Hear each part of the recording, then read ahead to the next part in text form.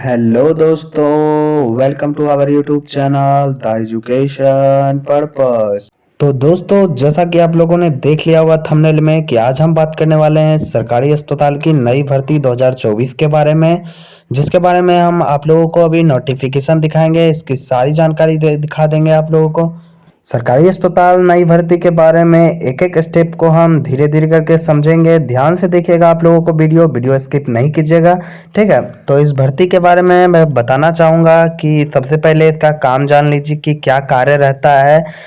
Hospital का जो vacancy आया है उसमें आपका काम जो रहेगा वो केवल पर्ची काटना रहेगा, यानी कि आपको हॉस्पिटल के अंदर में ही दिया जाता है एक काउंटर, जहाँ पर बैठकर आपको सिर्फ पर्ची काटना होता है, ठीक है।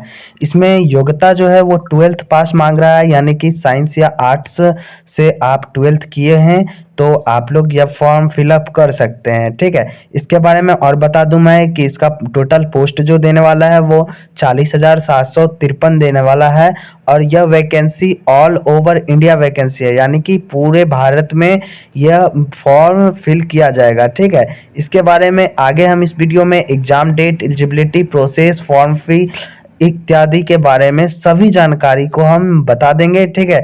तो आप लोग बिल्कुल भी ध्यान के से इस वीडियो को देखिए, समझिए, ठीक है। और कैसे फॉर्म फिल करना है ये भी मैं आपको लास्ट में बता दूंगा। तो सबसे पहले यहाँ जान लीजिए आगे क्या क्या इसमें करना है, कैसे फॉर्म फिल करना है, ये सब कुछ समझिए, ठीक है। तो यह सरकारी अस्पताल की भर्ती जो है 2024 की, यह भारत सरकार के द्वारा दिया गया है। तो इसके बारे में मैं आपको बता दूं कि इसमें आपका काम जो रहने वाला है वो आपको सिर्फ काउंटर पर बैठकर पर्ची काट कर देना होगा कस्टमर्स को, ठीक है। तो इसका ऑनलाइन अप्लाई शुरू हो चुका है। तो आगे बात कर लेते हैं हम इस भर्ती के एज, पोस्ट और सिलेक्शन प्रोसेस के बारे में। तो इस भर्ती के लिए एज जो रहने वाला है वो 18 से 35 साल तक रहने वाला है। पोस्ट जो है वो 40,753 रहने वाला है। और सिलेक्शन प्रोसेस की बात करें तो सबसे पहले आप लोग का रिटन टेस्ट होगा, ठीक है। टेस्ट के बाद आप लोगों का काउंसलिंग होगा कि आपको किस अस्पताल में चुनना है, किस अस्पताल में जाना है। और उसके बाद जो इसका जो क्वेश्चन जो होगा वो 10th लेवल होगा, 10th बेसिस पे होगा। और इसका बात कर ले हम कि क्या सिलेबस रहने वाला है, तो सिलेबस के बारे में भी आप लोगों को बता दूं कि सिलेबस में आपका साइंस से 25 क्वेश्चन रहेगा, सोशल साइंस से 25 क्वेश्चन रहेगा, इंग्लिश से 25 क्वेश्चन रहेगा और रीजनिंग से 25 क्वेश्चन रहेगा, यानी कि टोटल जो होगा आप लोगों का 100 अंकों का यह एग्जाम होगा, ठीक है। तो आप लोग सिलेक्शन प्रोसेस और एग्जाम प्रोसेस को समझ गए होंगे, ठीक है। अब बात कर ले कि इस फॉर्म को भरने के लिए आप में क्या योग्यताएं होनी चाहिए। तो इसका उत्तर है कि आपको 12th पास होना चाहिए 50% मार्क्स के साथ किसी भी सब्जेक्ट से, ठीक है। अब बढ़ते हैं हमारे दूसरे प्रश्न की ओर। तो दूसरा प्रश्न है हमारा कि फॉर्म को भरने में फीस कितना लगेगा, ठीक है। तो इसका उत्तर मैं दे देता हूं कि इस फॉर्म को भरने में आप लोगों को जनरल, ईडब्ल्यूएस या ओबीसी या बीसी कैटेगरी के जो छात्र होंगे उनको 250 रुपये लगेंगे। वहीं एससी, एसटी और फीमेल की बात कर ले तो उनको 100 रुपये लगेंगे। और यह जो फीस होगा वो ऑल ओवर इंडिया की बात मैं कर रहा हूँ, ठीक है। तो समझ गए होंगे आप लोग। वहीं बात कर ले हम लोग फॉर्म फिल स्टार्टिंग डेट के बारे में, तो यह होगा 20 फरवरी 2024, ठीक है। और वहीं बात करें लास्ट डेट का तो वह होगा 3 मार्च 2024।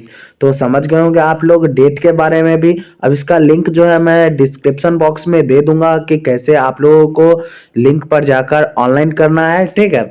अब बात कर ले कि आप लोगों की सैलरी कितनी रहने वाली है इस जॉब में। तो सैलरी जो आपकी होगी वो 23,500 रहने वाला है, और ग्रेड पे वगैरह मिलाकर आपका 25,400 हो जाएगा, ठीक है। तो ये आपकी सैलरी हो जाएगी।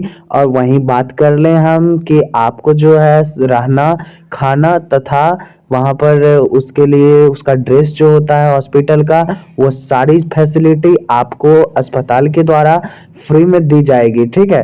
तो इस जॉब में फायदा ही फायदा है, मस्त जॉब है, ठीक है। तो समझ गए होंगे आप लोग। अब बात कर ले कि फॉर्म फिलअप के लिए इम्पोर्टेंट डॉक्यूमेंट क्या क्या रहने वाला है। तो मैं एक एक करके आप लोगों को इम्पोर्टेंट डॉक्यूमेंट के बारे में बता देता हूँ कि सबसे पहला डॉक्यूमेंट जो होगा वो 10th का मार्कशीट होगा और ओरिजिनल उसका मूल प्रमाण पत्र जो 2 साल बाद स्कूल में मिलता है वो वाला होना चाहिए। बात कर ले दूसरे डॉक्यूमेंट की तो वो होगा आपका 12th का मार्कशीट और ओरिजिनल डॉक्यूमेंट, ठीक है। यानी कि 12th का मार्कशीट आपको होना आवश्यक है और जो डॉक्यूमेंट होता है 12th से रिलेटेड वो चाहिए आप लोगों को, ठीक है। बात कर ले तीसरे डॉक्यूमेंट के बारे में तो आपके पास एक रिसेंटली खींचा हुआ फोटो होना चाहिए जिसकी साइज 4.5 इंटू 3.5 होना चाहिए, ठीक है। वही बात कर ले अब नेक्स्ट डॉक्यूमेंट के बारे में तो आपके पास आपका खुद का सिग्नेचर होना चाहिए हिंदी और इंग्लिश दोनों में, ठीक है। पांचवा बात कर ले हम कि ईमेल आईडी होना आपके पास अनिवार्य है। ईमेल आईडी जो होगा वो आपके खुद का होना चाहिए और वो ईमेल आईडी चालू होना चाहिए, ठीक है, क्योंकि उस पर ओटीपी आएगा। वही बात कर ले छठे डॉक्यूमेंट की तो आपके पास एक चालू मोबाइल नंबर होना चाहिए। आगे की जितनी भी प्रोसेस होगा वो मोबाइल नंबर के बिना संभव नहीं है, ठीक है। सातवें डॉक्यूमेंट की बात करें तो आपके पास एक कोई भी आइडेंटिटी प्रूफ होना चाहिए जैसे कि आधार कार्ड, वोटर आईडी कार्ड या पैन कार्ड या राशन कार्ड, ये सब में से कोई भी एक डॉक्यूमेंट होना आपके पास अनिवार्य है। आठवां नंबर पे बात कर ले तो आपके पास कास्ट सर्टिफिकेट स्टेट लेवल का होना जरूरी है कि आप किस जाति से बिलोंग करते हैं जिसमें वो लिखा हुआ होना चाहिए, ठीक है। बात कर ले 90 डॉक्यूमेंट की तो ये आपके पास मेडिकल सर्टिफिकेट एक सर्टिफाइड हॉस्पिटल से होना आवश्यक है। इसकी बहुत ही ज़्यादा ज़रूरत है, इसके बिना आप फॉर्म को फिलअप नहीं कर सकते हैं। बात कर ले 10वें डॉक्यूमेंट की तो आपके पास कंप्यूटर सर्टिफिकेट होना अनिवार्य है। एडीसीए या डीसीए 6 महीने का या 1 साल का कोर्स होना एकदम आवश्यक है, ठीक है। तो ये सारी जरूरत की डॉक्यूमेंट आप लोग रेडी कर लें, ठीक है, क्योंकि फॉर्म फिलअप होना शुरू हो जाएगा आपका। तो उस टाइम आप लोग सोचिएगा कि डॉक्यूमेंट कहाँ से लाए कैसे लाए, तो इसलिए ध्यान से, ठीक है। कंप्यूटर सर्टिफिकेट में आप लोग के पास कंप्यूटर का नॉलेज होना भी आवश्यक है क्योंकि आपको जो पर्ची काटना होगा वो कंप्यूटर पर ही काटना होगा। तो इसलिए आपके पास कंप्यूटर सर्टिफिकेट तो होना ही चाहिए, साथ ही साथ आपको कंप्यूटर का बुनियादी ज्ञान भी होना चाहिए, ठीक है। तो ये आप समझ गए होंगे। आप लोग जो है वीडियो को पूरा देखते नहीं है, स्किप कर देते हैं जिससे आपको जानकारियां सही से समझ नहीं आती है। फिर आप लोग मेरे से कमेंट में पूछते हैं कि सर कैसे होगा नहीं होगा।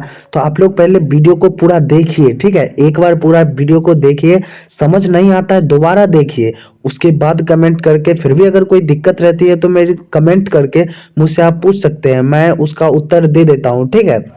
तो सभी प्रकार के वैकेंसी के लिए आप हमारे चैनल को सब्सक्राइब जरूर कीजिए तथा इस वीडियो को लाइक कमेंट कर दीजिए और अपने सभी बेरोजगार मित्रों को शेयर कर दीजिए इस वीडियो को, ताकि वो लोग भी इस वीडियो का लाभ ले सके और इस वैकेंसी को वो लोग भर सके और जॉब पा सके, ठीक है। धन्यवाद।